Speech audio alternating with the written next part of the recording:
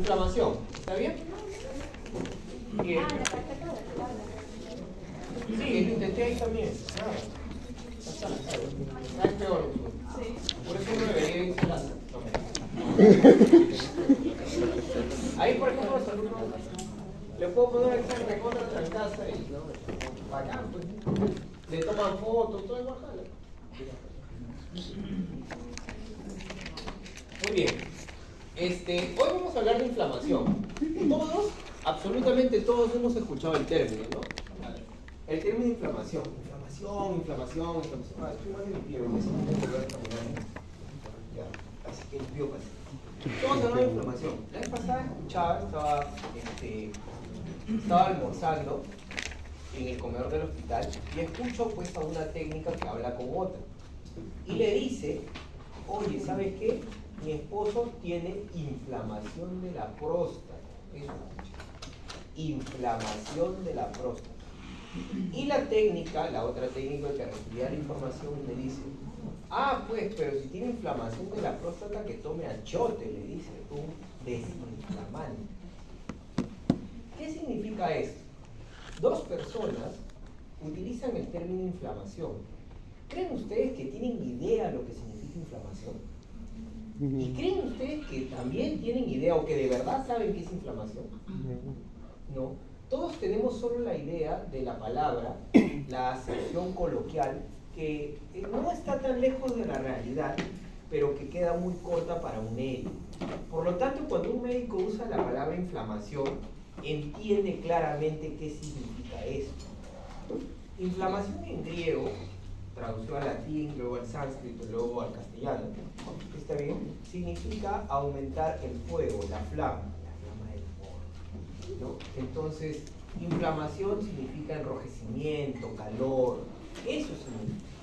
Perfecto, todos estamos felices hasta ahí.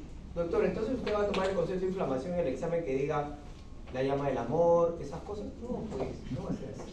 ¿Qué tenemos que ver? Tenemos que ver el verdadero concepto de inflamación. La inflamación es una respuesta de un ser vivo. En realidad de todo organismo multisistémico. La respuesta que tiene frente a una noxa. En la clase pasada vimos noxas, ¿no? ¿Se acuerdan? Los ROS, ¿se acuerdan? Muy bien, el daño celular por agentes físicos, químicos, autoinmunes, etc. ¿Se acuerdan? La inflamación es la primera respuesta inmune después de la barrera. Debemos considerar eso. No sé cómo demonios voy a dictar esta clase sin que ustedes sepan qué es respuesta inmune. ¿Cuántos tipos de respuesta inmune tiene el ser humano? Tiene dos. Una respuesta innata y una respuesta adaptativa. ¿Cuál de las dos es la mejor de todas? Muy bien, pero es un spoiler para la semana 5, ¿cierto? Bueno, hay muchos acá que han llegado al curso, entonces sabemos que en la semana 5 vamos a hablar de la eficiencia inmunitaria, etc. Pero hoy día vamos a hablar de la primera respuesta. Recuerden que la inmunidad innata se divide en los mecanismos de barrera, ¿está bien? Ya hablaremos eso en la semana 5, y en la inflamación. La respuesta inflamatoria es entonces una respuesta innata, por lo tanto no tiene control, por lo tanto es idéntica para cualquier cosa que me haga daño. Da lo mismo responder con inflamación para un daño traumático, por ejemplo, por una fractura debido a una caída, que a una infección por Staphylococcus aureus, o a una quemadura por radiación en Chernóbil. ¿Está bien? Las tres respuestas van a ser idénticas al inicio. ¿Por qué? Porque la respuesta es inflamatoria. Y la respuesta inflamatoria es innata, y como es innata, para todas es igual. ¿Comprendieron? ¿Tiene control? No, no tiene control, o al menos eso se cree. Para el San Juan no tiene control, para ustedes hay indicios de control. ¿Está bien? Muy bien. Pasamos. Ya hablamos de las causas de inflamación. ¿Qué cosa puede generar inflamación, chicos? Cualquier noxa, cualquier. Muy bien. ¿Cuáles son los pasos de la inflamación? En la inflamación ustedes tienen que saber que va a haber tres componentes. Va a haber células inflamatorias y va a haber una respuesta de citocinas. ¿Qué demonios son citocinas? Bueno, la palabra citocina significa mensaje. Entonces, las citocinas son mensajeros químicos, mensajeros entre una célula inflamatoria y otra. Doctor, ¿una célula inflamatoria es una célula blanca? No, nada que ver. Antes nosotros creíamos que las células blancas, en el término coloquial en la secundaria, eran las células de defensa, ¿se acuerdan? ¿Sí? Muy bien, pero ¿estamos en secundaria? ¿Estamos en la San Juan? No, entonces aquí tenemos más nivel, ¿cierto? Entonces aquí nosotros tenemos que especificar que las células blancas no son siempre células de defensa. Las células de defensa puede ser cualquier célula. Si, por ejemplo, se ataca el endotelio, el mismo endotelio puede reaccionar. Si atacan al músculo, el mismo músculo puede reaccionar. Entonces cualquier célula en el ser humano se puede convertir en una célula inflamatoria. Es potencialmente poderosa. Muy bien. La inflamación tiene pasos. Lo primero que tienes que aprender es a reconocer el agente agresor. Para reconocer el agente agresor, nosotros tenemos en todas las células de nuestro cuerpo unos pequeños receptores, los PRR, ¿no? Los receptores asociados a patrones. Y hay dos tipos de patrones. Los patrones de daño, cuando el daño es por un agente, cualquier agente no infeccioso, cualquier agente nocivo no infeccioso, y el agente asociado a patógenos, ¿no? Los patrones moleculares asociados a patógenos. Entonces tenemos los DAMPs y los PAMPs. Muy bien, perfecto. Entonces, los DAMPs y los PAMPs son patrones de reconocimiento que nos permiten, gracias a 6.000 años, no, más, son 2 millones de años de que somos australopithecus, ¿no? ¿Cierto? Desde ahí, el ser humano, desde que somos homínidos, tenemos estos patrones de reconocimiento. Una vez que tú reconociste que hay un daño, tienes que llamar, ahora sí, a los leucocitos, ¿no? Los leucocitos, células blancas, van a venir, está bien, a batallar, a pelear. Doctor, pero ¿y si esto es simplemente una quemadura, van a venir a pelear? ¿Qué acabamos de quedar? Que la respuesta no tiene control, ¿no? No obedece a nada, le da lo mismo si va a pelear con Staphylococcus aureus contra radiación ionizante o contra una bacteria extraterrestre. La respuesta va a ser idéntica, ¿cierto? ¿Qué va a hacer? Va a reconocer que hay un daño, sea asociado a patógenos o a un daño directo, ¿ya? Y va a llamar leucocitos. ¿Cómo los llama? Pues los llama utilizando las citocinas. ¿Está bien? Toda citocina que atraiga células inflamatorias se le conoce como quimiocinas. ¿Comprendieron? ¿Cómo se llama? Entonces hay varios tipos de citocinas, ¿no? Si yo les dije una, las quimiocinas sirven para llamar células al foco de lesión. Y el movimiento que ocurre de todas las células inflamatorias hacia esa zona de la lesión se le conoce como quimiotaxis. Muy bien, cuando llegan los leucocitos, tienen que entender ustedes que los más pequeños son los que más rápido se mueven. ¿Está bien? Son los soldados rasos. Mi célula favorita, en realidad, si yo tendría que jugar, está bien, un juego de inflamatorio, ¿no? Espero que algún día salga eso y reventarme toda la madrugada jugando, ¿no? Mientras leo mi Robin para poder ganar el juego, ¿no? Sí, sería fantástico. Entonces, los leucocitos más pequeños, pero al mismo tiempo los más guerreros, son los neutrófilos. ¿Está bien? Los neutrófilos son células adaptadas y lo podemos ver aquí en el dibujito.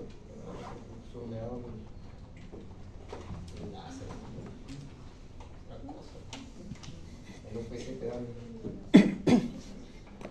un láser así.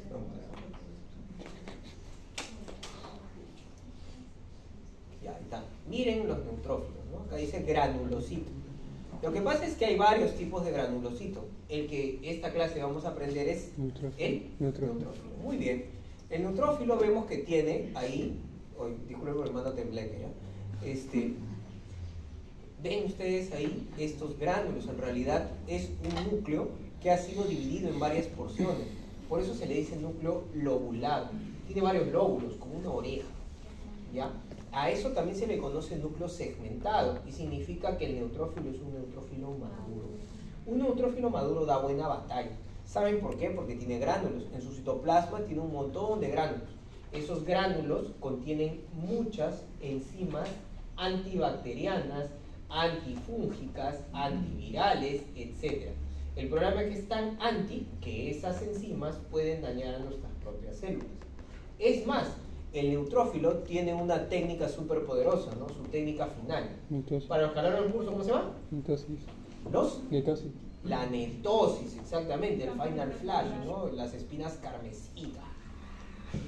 Tira con todo su poder, se suicida, libera todo el poder que tiene todas las enzimas en un solo golpe, todas unidas a la cromatina en forma de redes para atrapar a las bacterias.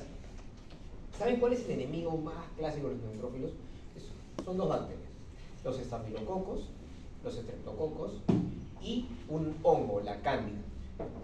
El neutrófilo los detesta, o sea, de por sí son como perro y gato, los ve, hacen netosis, ¿ya? De inmediato, de verdad, de verdad. Por esa razón, cada vez que se infecta uno de un estafilococo termina siendo pus. Doctor, es imposible, yo no tengo pus. Claro que sí, todos hemos tenido granos en el cuerpo en algún día. Es más, ahorita tienen granos, solo que no los ven. Pueden tenerlo en el trasero, pueden tenerlo en el cuero cabelludo, pueden tenerlo en la espalda y nadie se da cuenta. ¿Está bien? Si lo ven ahí van a tener pus. Y ese pus, porque es masculino, ese pus se debe en realidad a la lucha a la netosis. Hasta ahí. ¿Tienen dudas? No. Por favor, no marquen otra cosa en netosis. ¿Qué fue? Bien. Continuamos. Entonces reclutan leucocitos. ¿Cómo reclutan leucocitos? ¿Con qué? El proceso de quimiotaxina para traer quimiotaxis. Excelente. Bueno, las células blancas, una vez que entran en contacto, son activadas. ¿Quién activa las células blancas? Bueno, hay que entender que hay varias formas de activar una célula blanca. La mejor forma, la más rápida, más eficiente, es las prostaglandinas. ¿Qué son las prostaglandinas? Bueno, son unas citocinas especiales que se producen cada vez que una membrana celular se rompe. Cuando tú rompes una membrana celular, y quiero que apunten eso, la membrana celular está formada de fosfolípidos. ¿Se acuerdan o no? Fosfolípidos. Muy bien.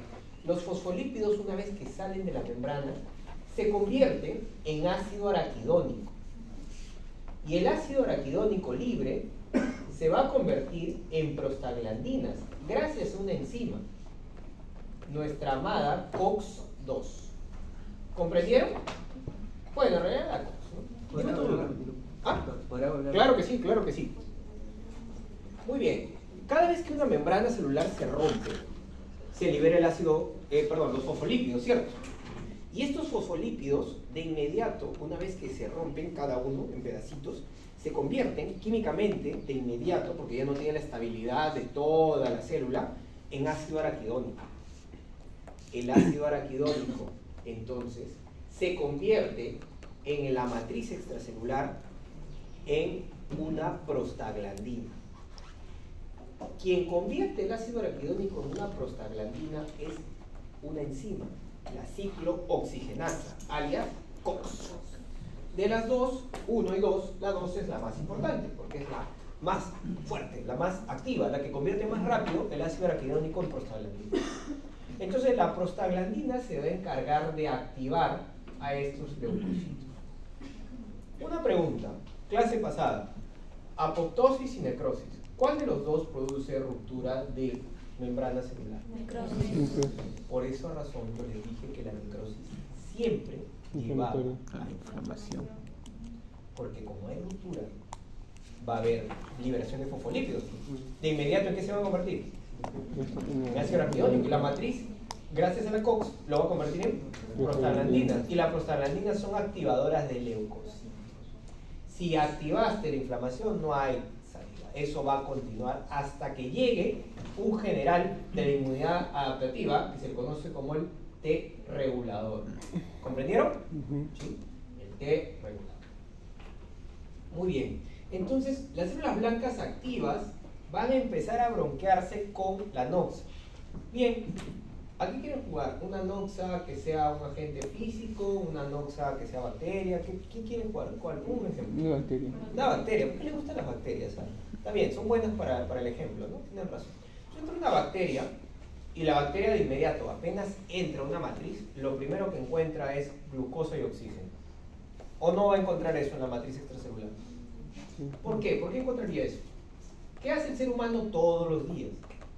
come y respira, ¿sí o no? Claro. ¿Y la sangre qué lleva? Oxígeno y glucosa, ¿sí o no? Lleva comida y oxígeno. Y encima el sistema es tan eficiente que llega a toditito los benditos tejidos del cuerpo. Por lo tanto, cuando entra una bacteria, encuentra el paraíso. Y cuando encuentra el paraíso, comienza a dividirse, proliferarse, ¿no?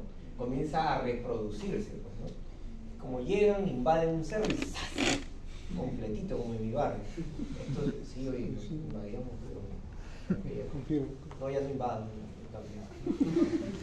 Entonces, tú ves, y en 10 segundos hay 10 a la 14 bacterias. De verdad, ¿eh? Las bacterias son muy eficientes. Claro, mueren al toque, pero igualito siguen dividiéndose. Y al final son tantas que no sabemos qué hacer. Entonces llegan los leucocitos. ¿Cuál es el tamaño entre un leucocito y una bacteria? ¿Alguien sabe? Sí, pues no, pero en volumen, ¿sabes a cuánto equivale? O sea, la bacteria es una canica, está bien, y un neutrófilo es tamaño más o menos de una pelota de básquet. Entonces el neutrófilo va y se bronquea y le da con todo, ¿eh? Entonces se puede mechar con 200 bacterias y no pasa nada, ¿no? Aguanta, pero 10 a la 14. A veces pierde, a veces son tantas que tiene que hacer su técnica final. ¿Cuál es? La netosis. Revienta y las atrapó a todas, ya no se pueden dividir y comienzan a podrirse las bacterias. Fantástica la naturaleza. ¿Cuál es el problema? Que la netosis también va a golpear a las células que están al costadito, ¿no? Y estas van a terminar quemándose también. Bueno, por el bien del cuerpo, todas son, ya, ¿sabes qué? Vamos a ser apoptosis. No, oye, no hacen eso. En ese momento no saben qué está pasando y no se activan las capas. Es un liazo. Muy bien, hasta ahí, ¿alguien se ha perdido? Todos estamos en medio de una batalla, ¿no? Las bacterias, Staphylococcus aureus, están bronqueándose con los neutrófilos, ¿no? Están que se matan y se dan y dale que te doy. Y ahí están destruyendo todo. En algún punto acabamos con todas las bacterias, ¿cierto? Pero, ¿alguien ha escuchado el síndrome de estrés postraumático? ¿Sabe lo que es? ¿Sí? Llega un soldado, sufrieron muchos soldados cuando llegaron el terrorismo, está bien, muchos secuestrados también. ¿Qué piensan? Que están en batalla, ¿no? ¿Cierto? Muchos policías lo tienen y no lo quieren decir, ¿no? Eso también es otro problema. Llega el estrés postraumático de los neutrófilos. ¿Y qué creen que siguen haciendo? Ya se acabó, ya mataron a todas las bacterias. ¿Qué creen que van a empezar a hacer? Igual mataron. Todos somos los malditos. Van a empezar a destruir a todas las células circulares y circundar. ¿Ahí qué tiene que pasar? Doctor, pero eso me está pasando todos los días. ¿Cómo demonios se detiene? Les dije, esto tiene que apagarse, ¿cierto? Tenemos que controlar la reacción y tenemos que hacerlo pronto porque si no lo hacemos vamos a quemar un tejido entero. ¿Está bien? Una vez que llegan, cachetean a los neutrófilos, ya, sus jefes, las células inmunitarias ya específicas, el tejido va a empezar a hacer la reparación de este. Y hay varios tipos de reparación, ¿no? ¿Cuáles son?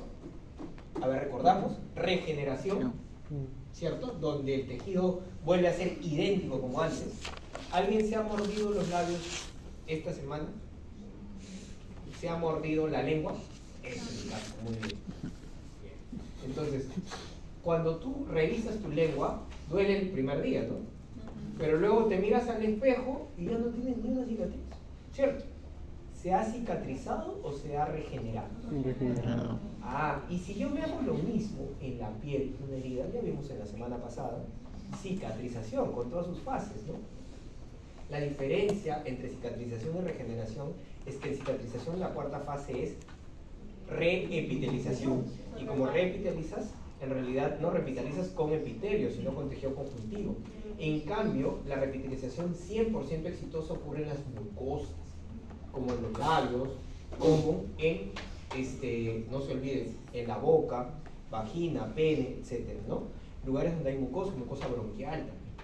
Muy bien, ahí regeneramos, reparamos. ¿El hígado regenera o cicatriza? ¿Cicatriza? No. O sea, le podría dar una cicatriz queloide, ¿no? Regenera. Pero cuando no regenera produce cirrosis. Ya lo vimos ya en la clase. Se fibrosa, no debería haber. ¿Alguien tiene dudas hasta ahí? ¿Cuántos tipos de inflamación existen? Bueno, depende de cómo va a ser el control. Cuando tú puedes matar a las noxas, destruirlas en poco tiempo, generalmente las infecciosas bacterianas, son seres inferiores, puedes controlar las cosas en minutos y horas. En cambio, cuando no puedes controlar, como por ejemplo, cuando se te mete una astilla de una piña en el dedo, ¿alguna vez se han pinchado una astilla de piña en el dedo? ¿Quién no? ¿Nunca? Yo sí. Hay gente que tiene suerte, ¿no? ¿Cierto? Bueno, el resto de mortales, todo, ¿no? Una astilla de la viruta de la madera, de la piña, de la tuna. Tuna también. Entonces todos nosotros hemos tenido en algún momento un pinchazo con una astilla que se ha quedado guardada en el dedo, ¿no? Esa estructura es una estructura bacteriana. ¿Ustedes creen que la lignina producida por un ser superior eucariota como un vegetal se va a poder destruir fácilmente? ¿Qué? O sea, tú lo ves y al día siguiente ya está todo bien. ¿Cuánto tiempo demora en salir de ese problema? 4 semanas a más todavía. Aquí los neutrófilos no sirven, le meten de todos y nada, no sale. No muere, condenado. Ni siquiera está vivo, es un mecanismo de defensa del vegetal. Y cuando ya no puede, vienen los tanques. ¿Cierto? ¿Alguien mejor está acá? Sí. Así, muy bien, muy bien. No, StarCraft. Walker salió 2 años después. Cuando los soldados rasos mueren, vienen los tanques. ¿Cómo se llaman los tanques en la inflamación? Macrófagos. ¿Se acuerdan el tamaño que habíamos hablado de las pelotas y las canicas? Los macrófagos son mucho más grandes, ¿ya? Los macrófagos serían el tamaño de una batea. Ya es el triple a 4 veces el tamaño de un neutrófilo. Entonces los macrófagos grandes para fagocitar, llegan y se comen al resto de las noxas. Entonces cuando ven que los neutrófilos no pueden, los macrófagos van a llegar. Y los macrófagos van a tratar de engullir a esa noxa. En este caso estamos hablando de una astillita, ¿no? Cuando no pueden engullir porque es mucho más grande, mucha más poderosa que ellos, van a colocarse alrededor, formando digamos, una esfera. ¿Está bien? A esta esfera no se le permite llegada de circulación, intentando que la noxa muera por falta de oxígeno. Pero adivinen qué, en este ejemplo, ¿la noxa está viva? Sí, es una astilla, ¿no?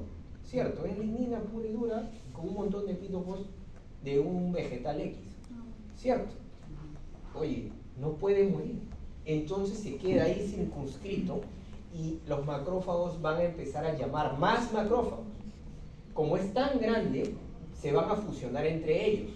¿Cómo se llama la fusión de macrófagos? Se llama células de Langerhans. Así es. Y las células de Langerhans necesitan traer más, entonces el macrófago cambia de forma. Recuerden que el macrófago es ameboide. Es como, ¿han visto Pokémon? Sí. ¿Saben quién es Dito? Nunca han visto Pokémon. ¿Saben quién es Dito? Tampoco saben, ¿no? Un Pokémon rosadito que se puede transformar en lo que sea, ¿no? ¿Kirby? Sí, claro, claro. Entonces, los macrófagos tienen esa forma, y como tienen esa forma, son voluminosos. ¿Qué hacen?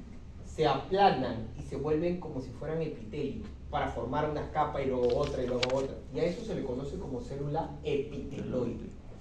¿Comprendieron? Muy bien. ¿Van a poder destruir a la noxa así? Solo la han encerrado, ¿no? Cuando encierras una noxa y hay transformación de macrófagos, a eso se le conoce como granuloma. ¿Comprendieron? ¿Cómo se llama? Entonces, componentes del granuloma. La zona central, donde está la noxa, ¿cierto? ¿Qué hay alrededor de la noxa? ¿Neutrófilos? Siempre hay un alumno que marca neutrófilos. ¿Qué hay? Y se queja. Le pasa a sus amigos la cara. ¿Qué hay? ¿Ah? Macrófagos. Hay 3 tipos de macrófagos ahí. Los macrófagos activos, los que están ahí peleando, que tienen esperanza de andar. Están células de Langerhans, ¿recuerdan? la fusión de macrófagos, ¿cierto? Y por último tenemos ya una célula de Langhans aplanada para poder formar capas, que son las células epiteloides. Todo cuerpo extraño en el ser humano va a terminar formando granulomas. ¿Entendieron? Quiere decir, doctor, que cuando yo sea cirujano y me olvide una gasa dentro del cuerpo, ¿qué va a formar alrededor de la... Oye, pasa. ¿Sí? ¿Qué va a pasar alrededor de esa gasa? O un algodón. ¿Qué va a pasar? La gasa no tanto porque se cuentan, el problema es que el algodón se cuenta. Sí, te va a insultar, te va a quemar, se va a acordar de tu mamá también. ¿Qué va a pasar? ¿Qué se va a formar? Granuloma. No vas a poder sacarlo. Ya. Respecto al ejemplo de la astilla, ¿saben qué hace el cuerpo cuando no puede destruir una astilla? Lo primero es formar, ¿ustedes se acuerdan las capas de la piel? ¿Sí? ¿Se acuerdan?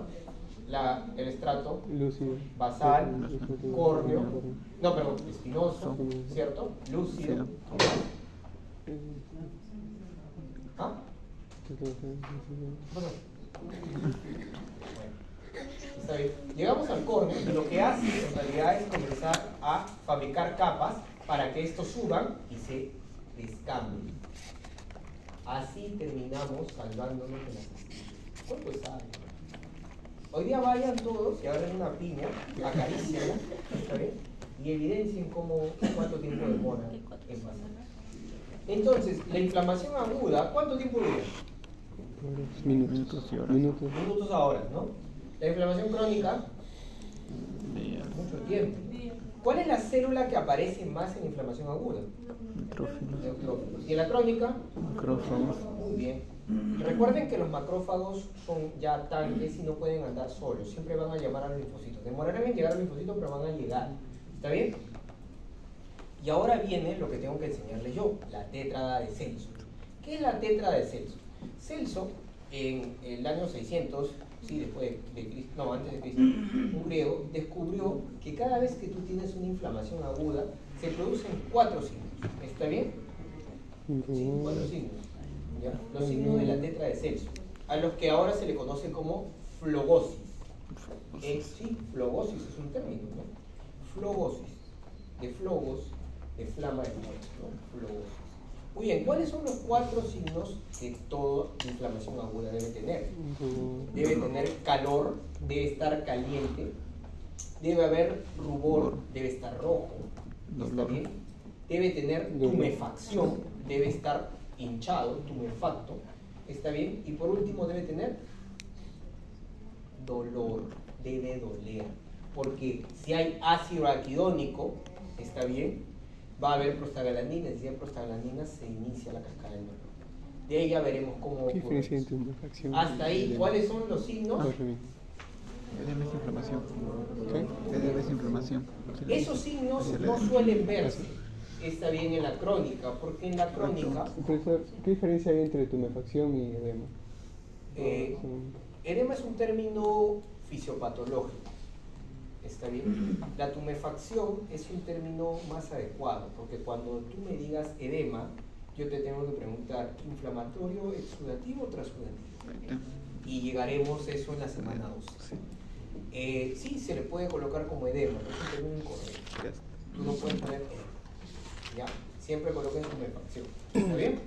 En la antigua Grecia le decían tumor, pero el término ha cambiado desde 1980. No podemos decir tumor porque cuando hablamos de tumor tienes que hablar de fallas en la P53, etc. Nosotros somos médicos, no somos personas comunes y corrientes. Si un alumno viene y me dice, doctor, es que se ha golpeado y le ha salido un tumor, ¿qué nota debo ponerle yo a este alumno? ¿Cuánto le pondrían ustedes? ¿Se dejarían atender por un médico que le dice, le ha salido un tumor después de un golpe? No, o sea, no, pero tienen CMP, de verdad.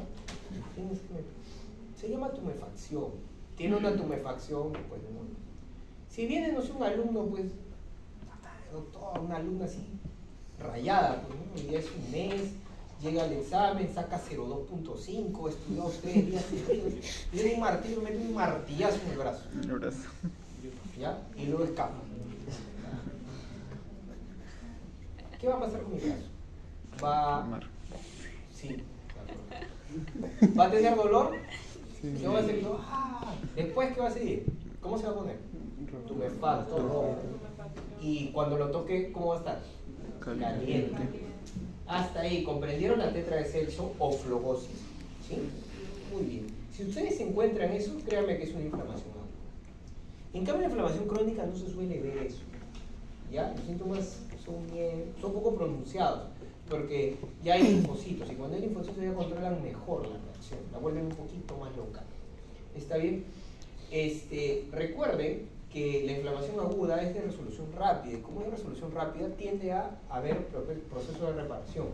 En cambio, la crónica, como no vas a poder eliminar la noxa, el proceso de reparación es ineficiente. Y están en una lucha de reparar, dañar, reparar, dañar, reparar, dañar. ¿Se entendió? Su primer descanso.